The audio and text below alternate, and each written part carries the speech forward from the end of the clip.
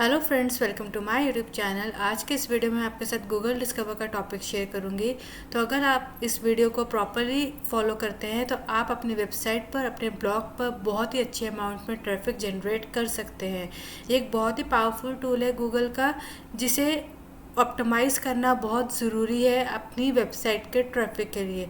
तो चलिए आइए, सबसे पहले मैं आपको बताती हूँ हमारा ये जो गूगल डिस्कवर होता है, ये टूल हमें कहाँ कहाँ पर अवेलेबल होता है। गूगल डिस्कवर हमें एंड्रॉयड फ़ोन्स में, आईओएस में और हमारे टैबलेट्स में अवेलेबल होता है।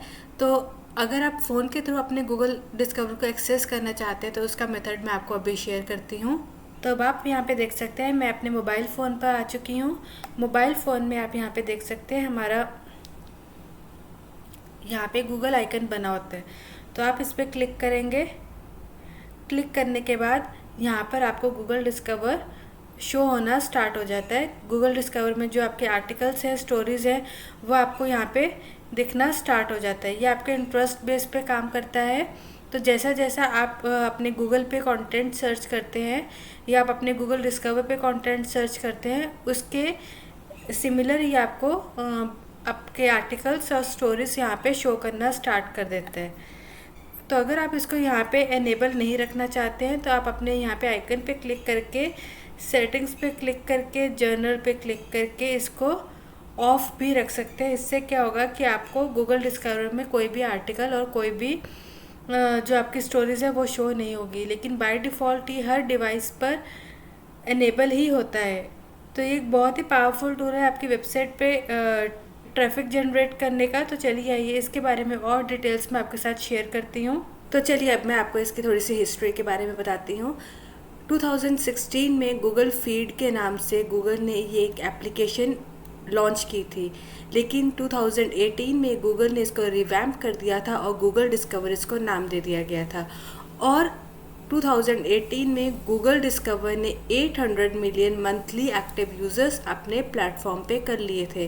तो जैसे कि मैंने आपको पहले ही बताया, Google discover androids, iPhones, iPads पर अवेलेबल होता है, जिसे कि आप अपने मोबाइल एप्लीकेशन या फ़ोन ब्राउज़र्स के थ्रू यूज़ कर सकते हैं। जिस तरह से टिकटॉक, इंस्टाग्राम आपके इंटरेस्ट बेस पे काम करता है, सेम उसी तरह से गूगल डिस्कवर भी एआई ड्रिवन सोशल प्लेटफॉर्म्स की तरह ही काम करता है। इसका एल्गोरिथम भी सेम उसी तरह से काम करता है जैसे टिकटॉक और इंस्टाग्राम काम करता है। ये भी ओनली आपके इंटरेस्ट बेस पर ही काम करता है। जो भी आपको वहाँ पे गूगल डिस्कवर में न्यू कंटेंट सजेशंस दिखते हैं, वो पर्टिकुलरली आपके सर्च बेसिस पे दिखते हैं। आपने कैसा आर्टिकल सर्च किया है, आपने कैसी क्वेरी सर्च की है, उसी सर्च टर्म के अकॉर्डिंग गूगल आपको और स्टोरीज दिखाता रहेगा और आपको उसी तरह के आर्टिकल्स भी दिखाता रहेगा। इसी तरह से जो आपके टेलीफोन में कॉन्टैक्ट्स है, ऐप्स है, उस बेसिस पर भी गूगल आपको जो आपको आर्टिकल्स होते हैं, स्टोरीज होते हैं, वो भी उसी बेसिस पर आपको दिखने स्टार्ट हो जाते हैं। लोकेशन सेटिंग्स के बेसिस पर और लोकेशन हिस्ट्री के बेसिस पर भी आपको आर्टिकल्स दिखते हैं। प्लस आपको प्लस जो वेबसाइट को आपने कभी वहाँ पे देखा है, उस पर कौन सा न्यू कंटेंट पब्लिश हुआ है, उस बेसिस पर भी आपको वहाँ पे न्यू कंटेंट दिखते रहते हैं। ये टोटली आपके इंटरेस्ट बेस पर ही काम करता है गूगल डिस्कवर जो होता है। तो जैसे जैसे आपने अपने फ़ोन को पर्सनलाइज़ किया होगा या आपने अपने टैबलेट्स को पर्सनलाइज़ किया होगा, उसी बेसिस पर गूगल डिस्कवर पर आपका जो कंटेंट होगा वो आपको वहाँ पे दिखता रहेगा। तो अब जो यहाँ पे आपका मेन क्वेश्चन आता है कि आफ्टर ऑल आप गूगल डिस्कवर के लिए अपनी वेबसाइट को ऑप्टिमाइज़ कैसे करें, तो इसका बहुत ही शॉर्ट आंसर है। वो ये है कि भाई, जैसे आप अपना काम करते जा रहे हैं आप वैसे ही करिए, लेकिन सबसे इम्पॉर्टेंट है कि भाई जो आप अपना कंटेंट प्रोड्यूस कर रहे हैं वो आप गूगल बॉट्स के लिए मत कीजिए, आप सिर्फ और सिर्फ यूज़र्स के लिए कीजिए। अगर आप अपनी वेबसाइट को गूगल डिस्कवर पे अपीयर करना चाहते हैं तो ऑब्वियसली आपकी वेबसाइट इंडेक्स होनी चाहिए और आपने कभी भी गूगल पॉलिसीज़ का वायलेशन नहीं किया होना चाहिए। अगर आप एक एसईओ ऑप्टिमाइज्ड कंटेंट बना रहे हैं जिसमें कि आप यूज़र को ध्यान में रखते हुए बना रहे हैं अपना जो कंटेंट है, तो ऑब्वियसली आप गूगल डिस्कवर पे आ ही जाएंगे। आप अगर 1 मंथ में नहीं आएंगे तो आप सेकंड मंथ में आ जाएंगे, सेकंड मंथ में नहीं आएंगे तो आप थर्ड मंथ में आ जाएंगे। लेकिन अगर आप कंटेंट अपना यूज़र्स के लिए बना रहे हैं और इन डेप्थ कंटेंट बना रहे हैं, तो डेफिनेटली आपका जो कंटेंट है वो गूगल डिस्कवर पे आएगा ही आएगा। आप जो हमारी ईईटी होती है, ईट जो होती है हमारी एसईओ की, वही एक हमारी फाउंडेशन है। आप जिस निश में आप लिख रहे हैं आपकी उसमें एक्सपर्टीज़ होनी चाहिए। अगर आप एसईओ के लिए लिख रहे हैं तो आपको एसईओ की एक्सपर्टीज़ होनी चाहिए कि भाई आपको किसी और का कंटेंट ना फॉलो करना पड़े, आपको कहीं और से आइडियाज़ ना लेना पड़े कि भाई आपको किस तरह का आर्टिकल लिखना है। अगर आपको गूगल डिस्कवर की नॉलेज है तो आप अपना कंटेंट खुद प्रिपेयर कीजिए, आप कहीं से भी आइडिया मत लीजिए, और वो कंटेंट आपका इन डेप्थ होना चाहिए। अगर आप शॉपिंग से रिलेटेड या अगर आप ट्रैवल से रिलेटेड अपना कंटेंट लिख रहे हैं तो आपकी उसमें एक्सपर्टीज़ होनी चाहिए, तो आप उसमें इन डेप्थ कंटेंट लिख सकते हैं। सेम इसी तरह से अथॉरिटिवनेस होनी चाहिए, ट्रस्टवर्दीनेस होनी चाहिए। आपका जो कंटेंट है वो इतना रिलायबल आपको बनाना पड़ेगा कि यूज़र्स आपके उस कंटेंट पर रिलायबल हो सके और वो उस पर ट्रस्ट कर सके कि भाई हाँ ये कंटेंट जेन्युइन है।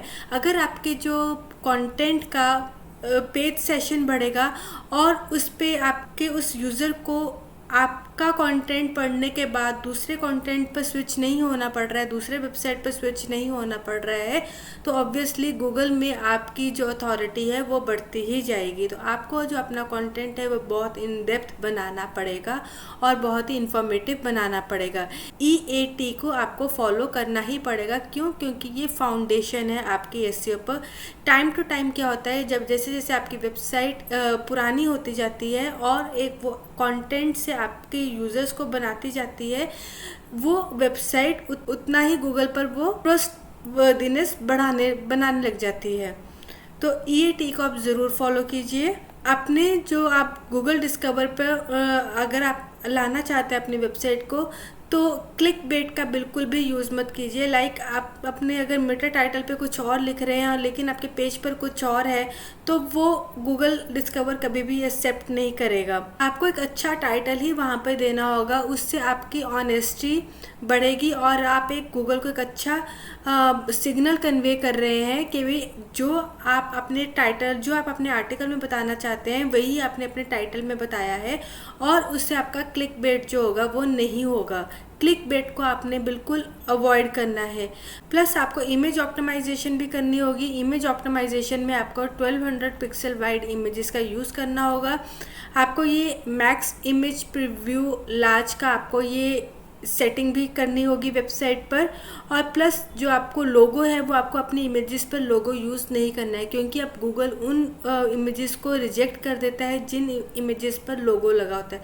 तो इस चीज़ का आपने पूरा से ध्यान रखना है। आपका जो गूगल डिस्कवर है वो मोबाइल के लिए ऑप्टिमाइज होना चाहिए। मोबाइल फ्रेंडलीनेस आपको टेस्ट करना होगा और आपको उसके लिए आपको अपनी वेबसाइट को ऑप्टिमाइज़ करना है। टाइमली कंटेंट आपको प्रोड्यूस करते रहना है। ट्रेंडिंग कंटेंट पे काम कीजिए और एवरग्रीन कंटेंट पे तो आपको हमेशा ही काम करते रहना चाहिए। तो ये सब चीज़ों का आप अगर ध्यान रखेंगे तो आपकी वेबसाइट गूगल डिस्कवर के लिए ज़रूर ऑप्टिमाइज हो जाएगी। तो यहाँ पे फाइनल थॉट्स शेयर करने से पहले मैं आपको एक बार गूगल डिस्कवर जो हमारा ऑप्शन है वो वेब मास्टर टूल में गूगल सर्च कंसोल में कैसे शो होता है मैं आपको वो भी दिखा देती हूँ। तो आप यहाँ पे देख सकते हैं परफॉर्मेंस के अंडर हमारे यहाँ पे ये दो जो ऑप्शंस है वो शो होती हैं। एक तो ये होती है गूगल सर्च रिजल्ट्स की, तो यहाँ पे आपके पास सारा एनालिटिक आ जाता है, वो कितने आपके पास क्लिक्स आए हैं, इंप्रेशंस आए हैं, एवरेज CTR, एवरेज पोजीशन, ये सारा आपका सर्च रिजल्ट्स में आ जाता है। और अगर आपकी वेबसाइट गूगल डिस्कवर के लिए अवेलेबल है तो आपका यहाँ पे वो ग्राफ भी आ जाएगा। लेकिन अभी हमारा यहाँ पे जो वेबसाइट है वो गूगल डिस्कवर में पेजेस, कंट्रीज, डिस्कवर अपीयरेंस अभी वो इतनी पावरफुली यहाँ पे डिस्कवर नहीं हुई है गूगल डिस्कवर में, तो करके इसका इनफ यहाँ पे ग्राफ नहीं आ रहा है। तो जैसे यहाँ पे हमारी वेबसाइट का इनफ ग्राफ आएगा तो मैं आपको वो भी डेफिनेटली शेयर करूँगी। तो गूगल डिस्कवर में यहाँ पर जाके जब आपका यहाँ पे ग्राफ बनना स्टार्ट हो जाता है तब आपको समझ जाना चाहिए कि आपकी वेबसाइट गूगल डिस्कवर में आनी स्टार्ट हो गई है। अब आपको एक अच्छे अमाउंट पर ट्रैफिक यहाँ से मिलना स्टार्ट हो जाएगा। तो अब आपको यहाँ पे एक और बात मैं शेयर कर दूँ, गूगल डिस्कवर में अगर आप देखेंगे तो 46% जो है वो न्यूज़ साइट्स होती हैं, 44% जो है वो ई-कॉमर्स वेबसाइट होती हैं। ये एक स्टडी में पाया गया है कि 46% साइट्स हमारी जो है वो न्यूज़ साइट्स हैं, 44% साइट्स जो हैं वो ई कॉमर्स साइट्स हैं।